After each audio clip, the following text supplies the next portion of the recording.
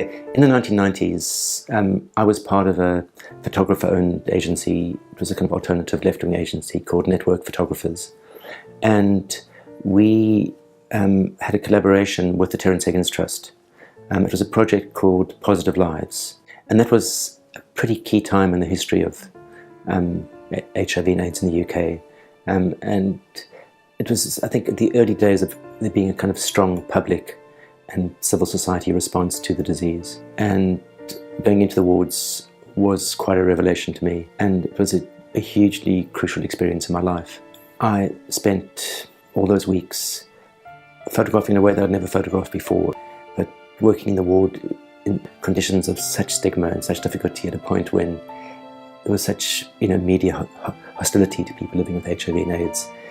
And the 4 young men who agreed to be photographed really wanted to do it. They saw it as an opportunity to do something with their lives. It was a way to fight the stigma, and it was really about challenging stigma.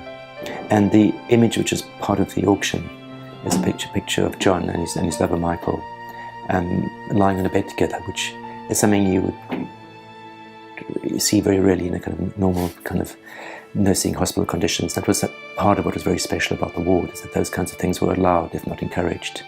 And there was a kind of intense atmosphere because sort of everyone knew that most of the patients were going to die.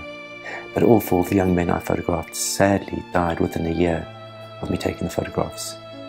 So I was sort of there and photographing at that cusp, but it was just before HIV/AIDS treatments became available.